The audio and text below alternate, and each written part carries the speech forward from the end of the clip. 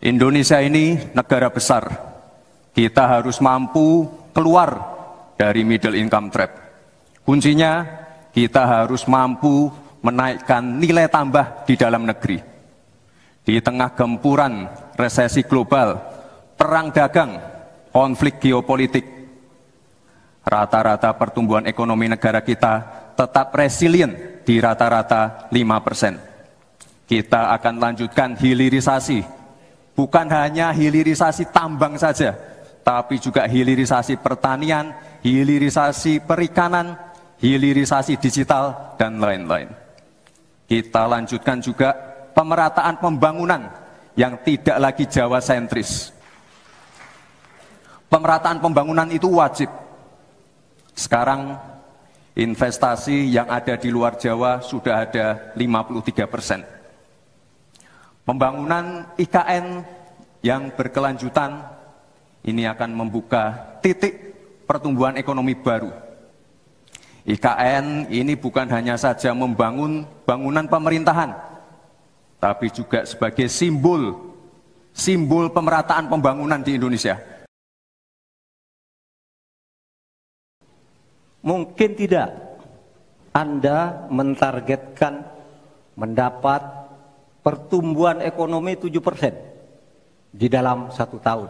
Karena di dalam sejarah reformasi tidak pernah sampai tumbuh sebanyak 7%. Dulu hanya itu dicapai pada tahun 89 sampai 91 di era Orde Baru. Dan hanya karena kebodohan kita ini tidak bisa menaikkan pertumbuhan ekonomi menjadi 7% karena kita ini kaya raya dengan sumber daya alam dan sumber daya manusia yang hebat. Karena apa? Kami kalau mau investasi di Indonesia ini diperas, mau berusaha ini diperas. Kalau kami bayar padahal diperas, lalu ketahuan kami ditangkap katanya kami menyuap. Itulah Indonesia ini pada saat ini. Oleh sebab itu saudara sekalian, kita harus lawan korupsi. Saya menyaksikan dan menjadi bagian dari adanya pemerintah yang memiliki kewenangan mutlak, terutama pimpinan tertinggi, untuk bisa menghadirkan keadilan dan kemakmuran rakyat. Alhamdulillah, Gusti Allah memberi kesempatan saya untuk bersama-sama Mas Anies yang memiliki pemikiran yang sama. Bayangkan, 100 orang Indonesia kekayaannya di atas 100 juta jumlah penduduk Indonesia. Artinya ini keadaan yang tidak adil. Ini harus kita selepen. Padahal rakyat sudah kerja. Amin menginginkan bansos yang memang menjadi kewajiban negara ini diteruskan dan bahkan harus ditingkatkan, sehingga kita ingin bansos plus yang semakin membawa rakyat kita memiliki kemampuan daya beli yang mendongkrak ekonomi masyarakat kita.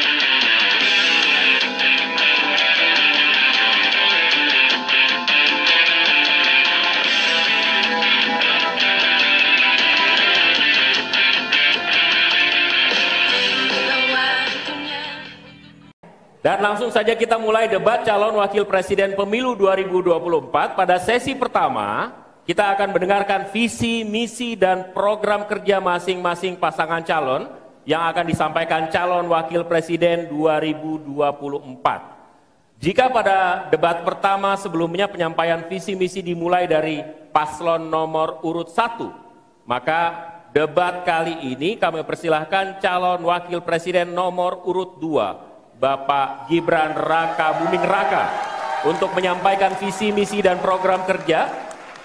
Kami persilahkan, Pak.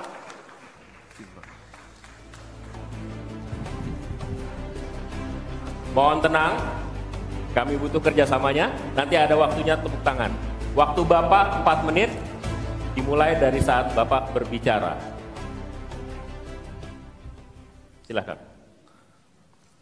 Assalamualaikum warahmatullahi wabarakatuh. Salam sejahtera, Shalom, Om Swastiastu, Namo Buddhaya, salam kebajikan. Indonesia ini negara besar. Kita harus mampu keluar dari middle income trap. Kuncinya, kita harus mampu menaikkan nilai tambah di dalam negeri. Di tengah gempuran resesi global, perang dagang, konflik geopolitik, rata-rata pertumbuhan ekonomi negara kita tetap resilient di rata-rata 5%. Pertumbuhan ekonomi yang berkualitas didukung dengan penurunan angka pengangguran, angka kemiskinan, penurunan angka Gini rasio, dan juga angka inflasi yang terkendali. Bapak Ibu yang saya hormati, teman-teman sesama anak muda, lalu apa agenda ke depan? Kita akan lanjutkan hilirisasi, bukan hanya hilirisasi tambang saja, tapi juga hilirisasi pertanian, hilirisasi perikanan, hilirisasi digital, dan lain-lain. Kita lanjutkan juga pemerataan pembangunan yang tidak lagi Jawa sentris. Kita genjot terus ekonomi kreatif dan juga UMKM. Kita punya 64 juta UMKM yang menyumbangkan 61% untuk PDB kita. Jika 4 langkah tadi bisa kita penuhi, insya Allah akan terbuka 19 juta lapangan pekerjaan. Pemerataan pembangunan itu wajib. Sekarang investasi yang ada di luar Jawa sudah ada 53%. Pembangunan IKN yang berkelanjutan ini akan membuka titik pertumbuhan ekonomi baru, akan membuka akses dan juga konektivitas, sekaligus membuka lapangan kerja. IKN ini bukan hanya saja membangun bangunan pemerintahan, tapi juga sebagai simbol pemerataan pembangunan di Indonesia, dan juga sebagai simbol transformasi pembangunan Indonesia. Bapak dan Ibu yang saya hormati, saya juga berkeyakinan suatu saat nanti Indonesia akan menjadi raja energi hijau dunia dengan terus mengembangkan biodiesel, bioaftur dari sawit, bioetanol dari tebu, sekaligus kemandirian gula. Untuk menuju Indonesia emas dibutuhkan generasi emas. Kita harus mampu merubah future challenge menjadi future opportunity. Kita harus punya future talents yang dilengkapi dengan future skills. Untuk itu, hilirisasi digital akan kami genjot. Kita akan siapkan anak-anak muda yang ahli artificial intelligence, anak-anak muda yang ahli blockchain, anak-anak muda yang ahli robotik, anak-anak muda yang ahli perbankan syariah, anak-anak muda yang ahli kripto. Bapak dan Ibu yang saya hormati, narasi besarnya di sini adalah keberlanjutan, percepatan, dan penyempurnaan. Terima kasih. Wassalamualaikum warahmatullahi wabarakatuh. Selamat Hari Ibu. Selamat untuk kaum perempuan hebat di Indonesia. Terima kasih. Baik. Waktu habis. Terima kasih.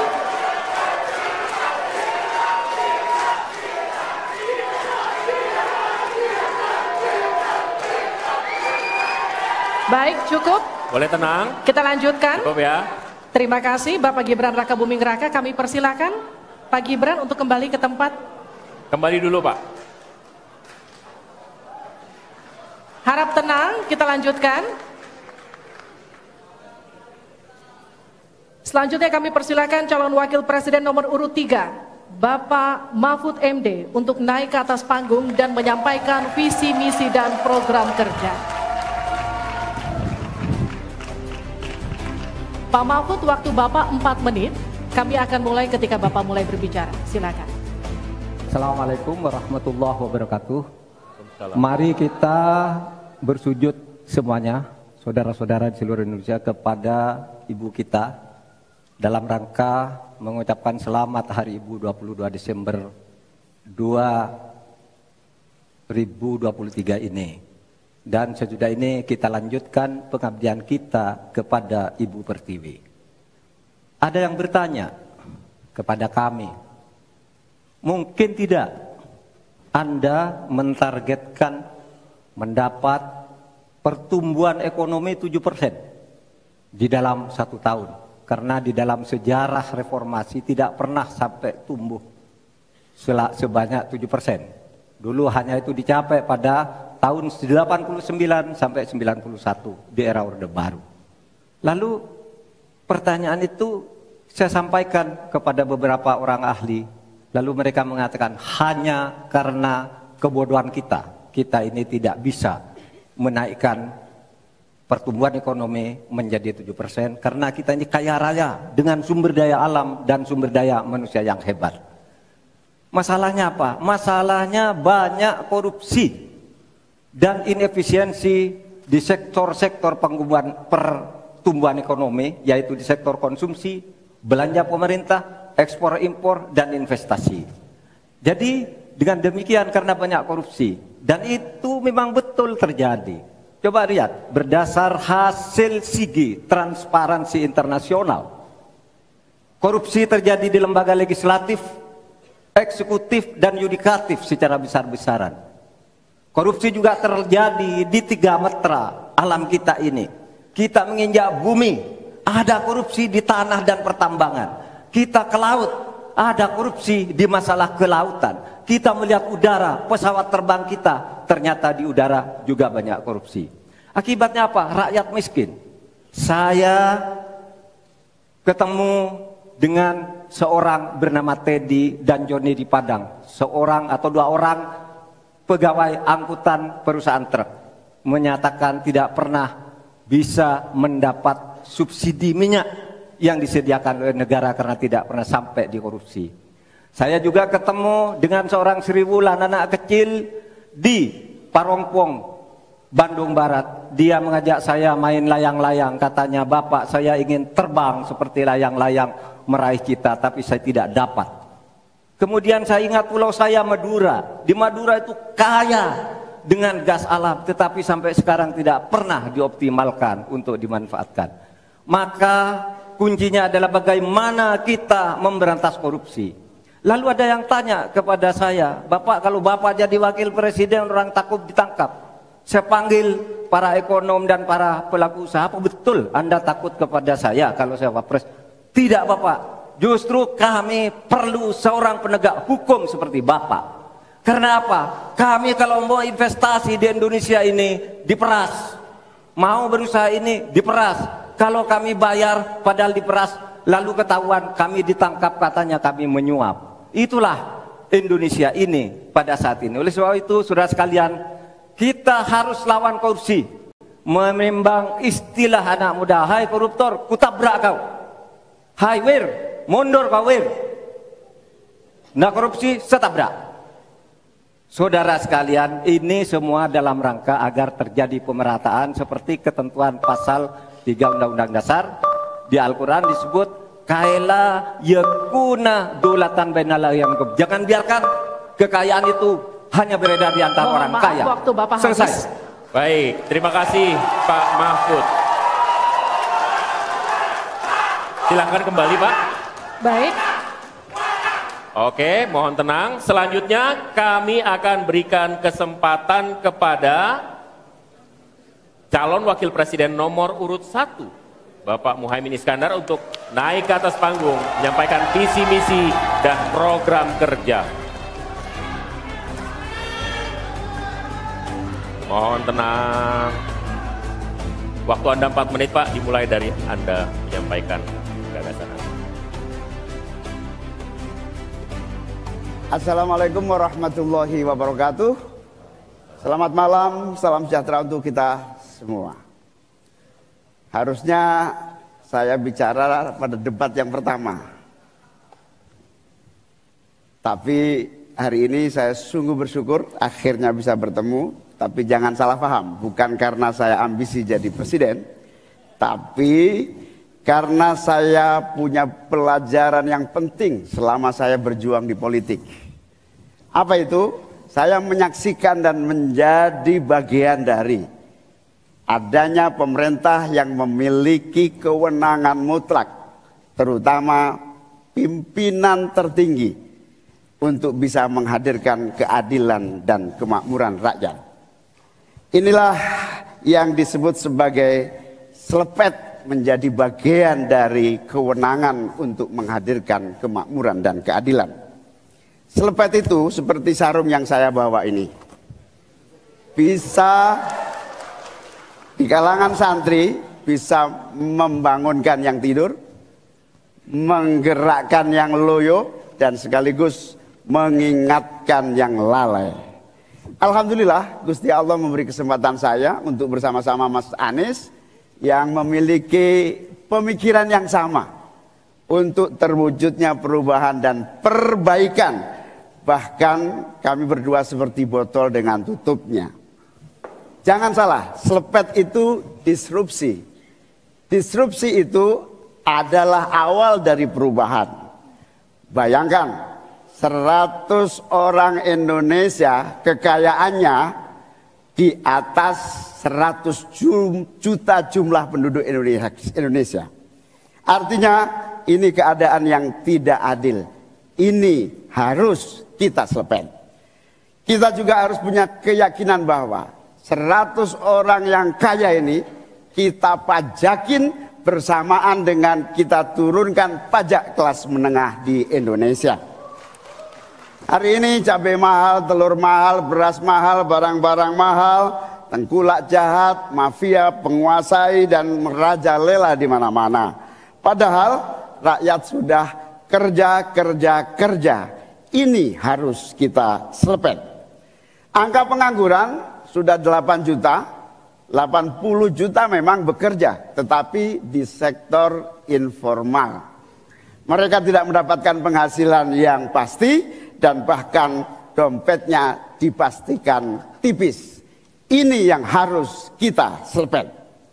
Amin menginginkan bansos yang memang menjadi kewajiban negara ini diteruskan dan bahkan harus ditingkatkan, sehingga kita ingin bansos plus yang semakin membawa rakyat kita memiliki kemampuan daya beli yang mendongkrak ekonomi masyarakat kita. Insya Allah Amin akan memastikan 5% anggaran dari APBN atau sekitar 150 triliun kita khususkan untuk kaum muda Indonesia. Kamu yang memiliki energi besar untuk menjadi bagian terdepan bagi kemajuan bangsa kita. Salah satunya adalah kamu, kredit usaha anak muda yang diberi kesempatan untuk mengakses sebanyak-banyaknya menjadi pelaku ekonomi yang baik. Kita akan hadirkan bagaimana agar desa-desa tumbuh berkembang. Insya Allah 5 miliar per desa akan kita wujudkan tiap tahun bagi pembangunan nasional kita. Kita juga akan siapkan seluruh bantuan-bantuan yang memungkinkan tumbuh menjadi maju. Waktunya. Mohon maaf, waktu Anda habis, Bapak. Terima kasih Pak, kembali ke tempat. Terima kasih. Berikan aplaus dan apresiasi untuk 3 calon wakil presiden yang sudah menyampaikan visi, misi, dan program mereka.